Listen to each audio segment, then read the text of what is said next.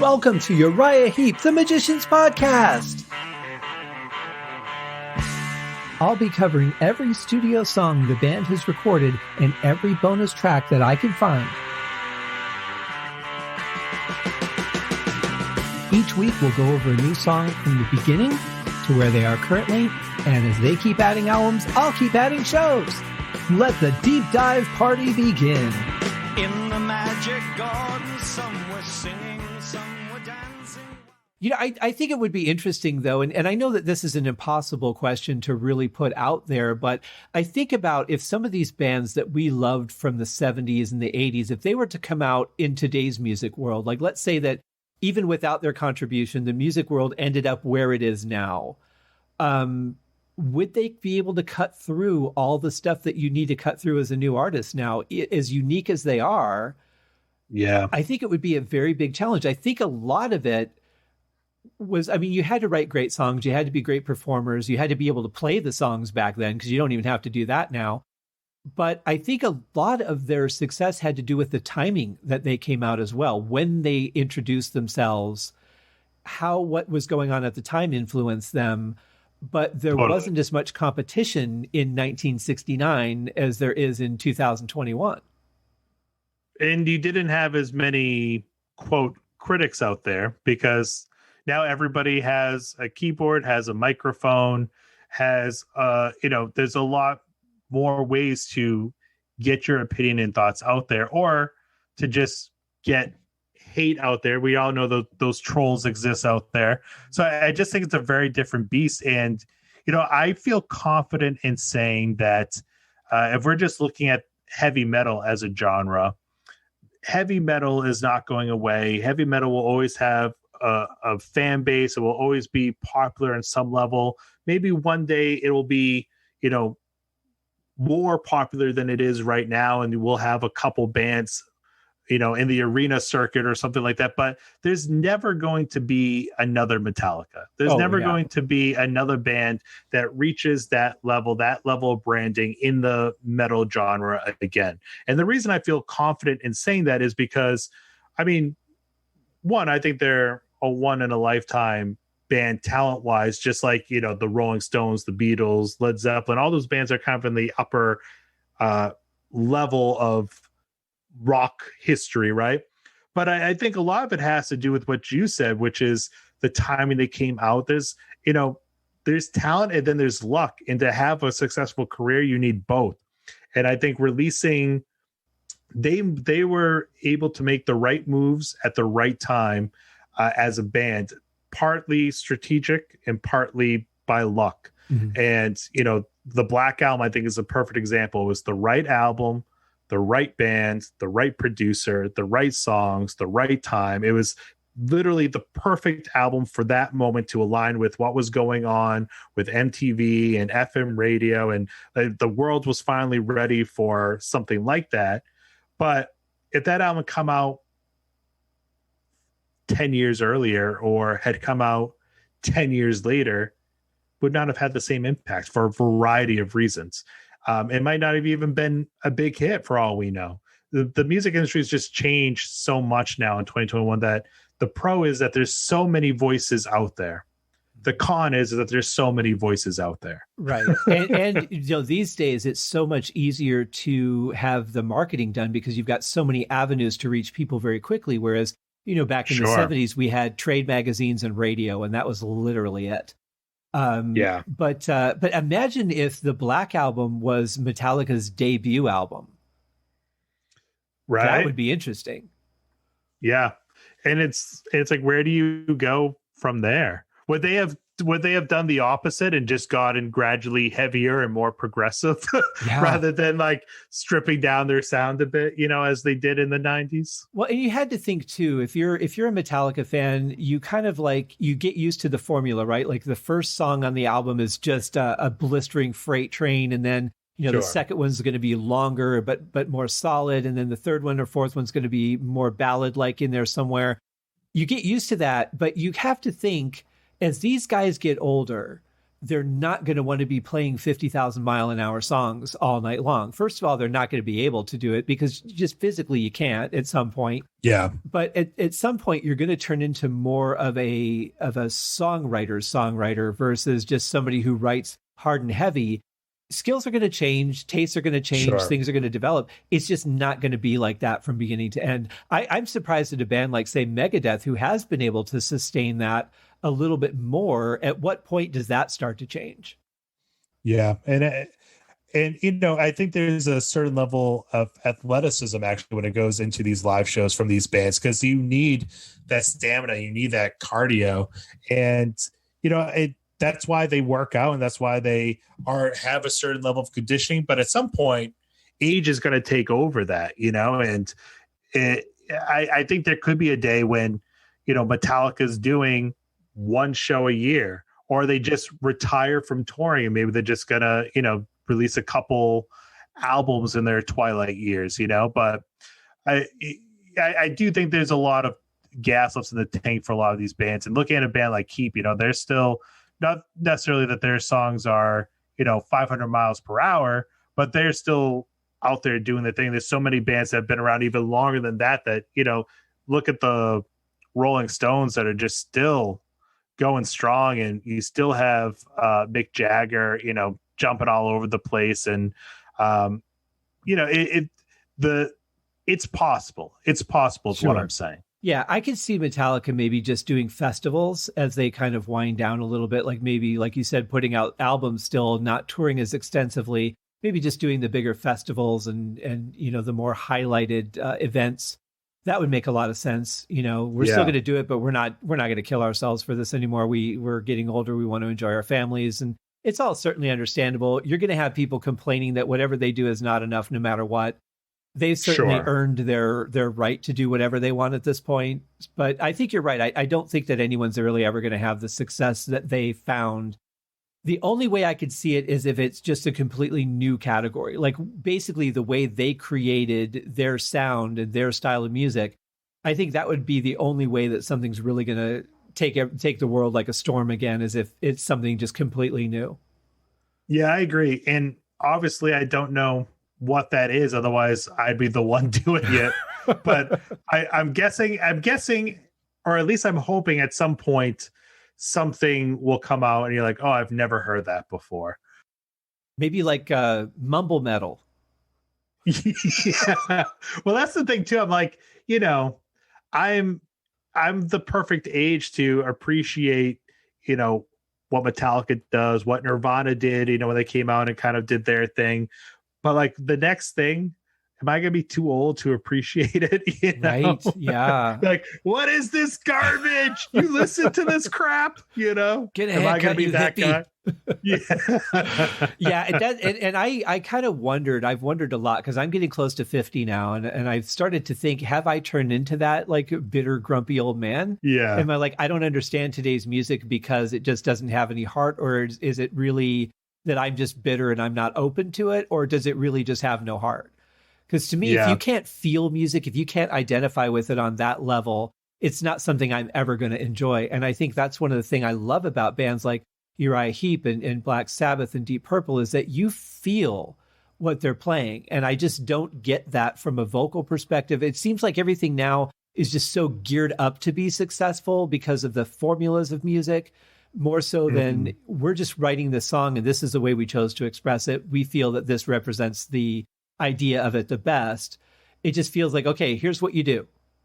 And they just, they knock out all the bullet points in a song. And I that's why I don't identify with music as much today. Yeah, I agree with you. Here's the problem I have is that, and I realize that every decade has sort of similar production sounds, right? You can tell a record that was produced in the 80s. And the 90s and the 70s, there's certain techniques that were used, equipment that was used, and also just sounds that were captured. Right. But to me, the music that's coming out these days, the similarity is a lot of it's the production. And you could have a great musician and have such a robotic, overproduced album. And I think the best way to really experience music, I've always thought this, but especially with now, is just in a live setting and really see what they're capable of. And I'll use some pop art as an example here. So like I've heard Bruno Mars songs on the radio, never thought twice about it.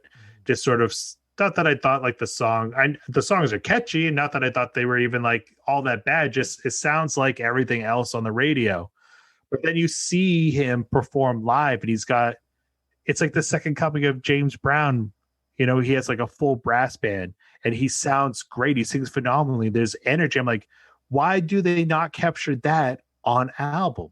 Or like, I remember when Lady Gaga first came out, and whatever her first single was, I was like, this is like an overproduced dance track.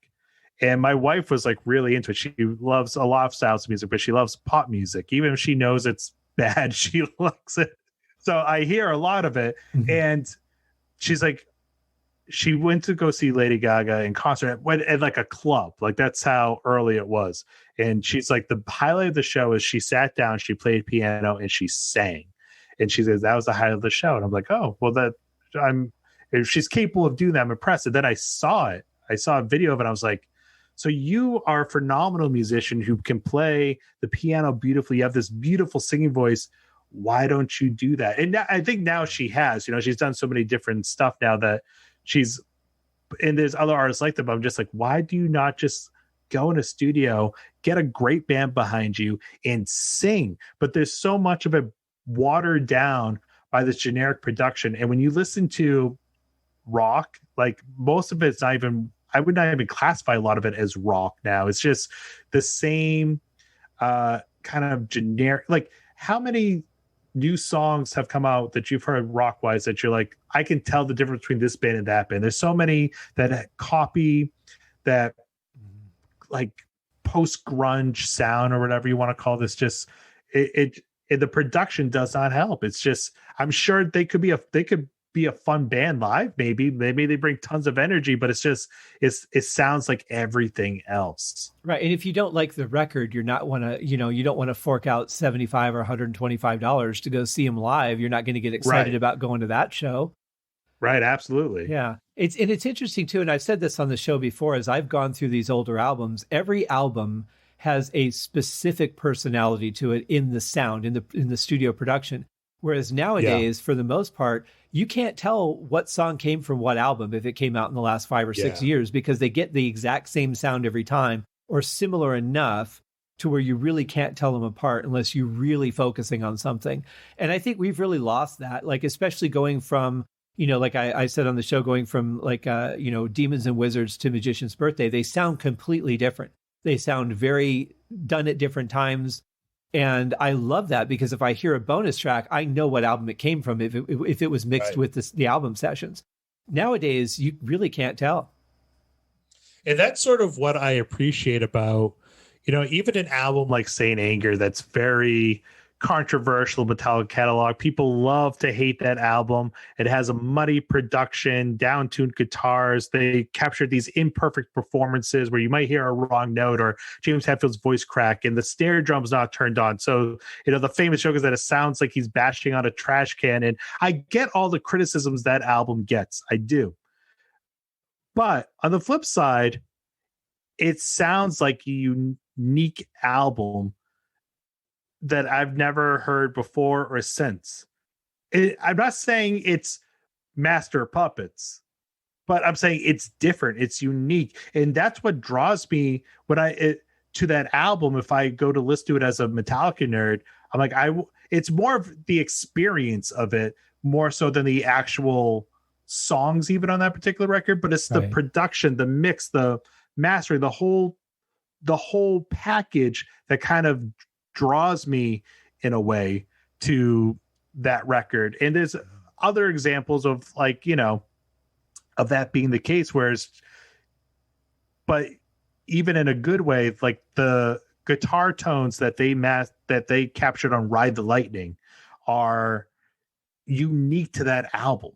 I had a guest on recently that was like, the album sounds how the album cover looks. And I was like, that's a weird thing to say, but it makes perfect sense. Yeah, as soon as you said that, I'm like, yeah, it does. I get that. I think the one that I still have a hard time with, and this is just me being an incredibly picky audio engineer. So I've been an audio engineer going on 30 years now. And the one I have a hard time with is And Justice for All, because it's the bass is up and down. It's muddy. It comes in and then it disappears. The snare drum, and I heard this album before I started at work as an audio engineer. And even then as a drummer, I thought the snare drum was very papery. And the kick drums weren't really that punchy. And I love the writing on it. I think the writing is some of their best songs for me. But I have a really hard time with the production on that one. And when I heard the Jason Newsted, well, they call it the Jason Newsted mix. He had nothing to do with it, but it was just where they basically aligned the bass guitar in with the songs. Yeah. It sounded 10 times better. And I still don't understand why they won't go and remaster that album to put out an official version that sounds good. But for whatever reason, I guess they're not. It's funny because not too long ago, just a couple months ago, I did a whole episode about this topic, about remasters, re-recordings. And, there was, I have mixed feelings about it. I think when it comes to remasters, I want the original intact.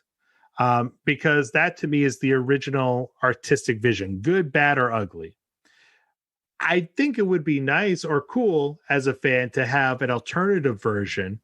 My fear is I do not want that new version to replace the original version, which happens sometimes. And I went into a whole thing about Megadeth, a band that I love.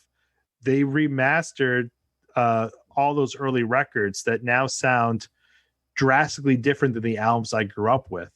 And when you are on Apple Music, Spotify, or buying an album online that's brand new, you're most likely buying the remaster. So that's like, I feel like you're rewriting history in a way, and I dislike that.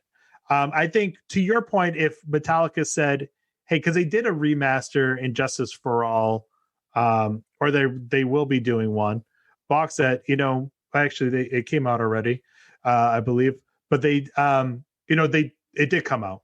They did not change the bass, and they said, it was a moment in time, which I agree with. On the flip side, I think it would be cool to have the alternative version as part of a big box set like that, at least as like a collector's edition for Metallica nerds, or but I think it's a gray area. And ultimately though, I would prefer the original version, even if I think it can be improved upon, at least if it's an album that I grew up with, I hold like dear to my heart. Yeah, in general, I'm not a big fan of remastering because I think they remaster the personality out of the album. And where you could make that same argument for And Justice for All, that's the one exception I would have for that rule for myself, is that's the one I would like to see redone, just because I think a lot of the dynamics of the music, a lot of the writing is lost in that mix. And if it could bring out the full potential of those songs, I would like to hear it. But in general, I would say no, just leave it alone. Whatever you did, you did. That's the personality of the album. But that one is just, for me, as an audio engineer especially, that's the one exception I would have, would be that album. I get that. But on the flip side, though, it's because that album exists that we get the Black Album. Right. Which I think is to this day, it is a beautifully produced masterpiece in terms of production, I think. Yeah, I would highly agree with that. And ironically, I saw Metallica on the And Justice for All tour in Denver when they were touring with Queensryche, who was doing the Operation Mindcrime tour. Yeah. And I didn't know who Queensryche was. I'd heard of them, but I didn't know any of their songs. And I thought they were just amazing, equally as good as Metallica on the night that I saw them. But what's funny about it is that I look at And Justice for All as a difficult album for me to listen to because of that mix. On the flip side of it, Operation Mindcrime is, I think, one of the best mixed albums I've ever heard. And it's just ironic that those two albums were touring together. Right. Yeah. Yeah, it's good stuff. Well, let's get into the song. I mean, I could sit here and talk to you about Metallica all day, obviously. Well, I have I'm going to have some Heep questions for you as this song plays. So I want to actually start, but I know there's fans that are rolling their eyes and be like, why do you have this guy on this podcast? But like, where does this song fit in the overall catalog? Okay, so this song is on album 7, which is Wonderworld, and it is song number 7 on the official album order CD. There is a bonus version on the CD, but it's a live version. I don't play live songs on this show. So it's still pretty early on. This is the last album with what a lot of people call the classic lineup, which is David Byron on vocals, Ken Hensley on keyboards, Gary Thain on bass, Mick Box on guitars, and Lee Kerslake on drums, because Gary, I believe, passed away after this album was made. So obviously then the lineup changes again. But they did a few albums together. This was a fairly solid lineup for the band. It put out Magician's Birthday, Demons and Wizards, some of their, Sweet Freedom, some of their most popular work. So it's a tough album for people because it feels a little bit transitionary coming off of the last couple albums.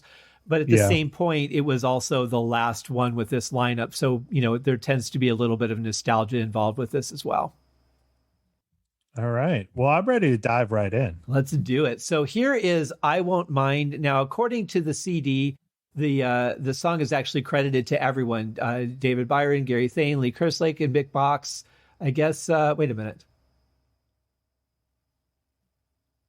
Well, it's not credited to Ken Hensley. Okay, that's one of the few songs that doesn't have a Ken Hensley credit on it, at least according to this CD, and God knows how accurate that is.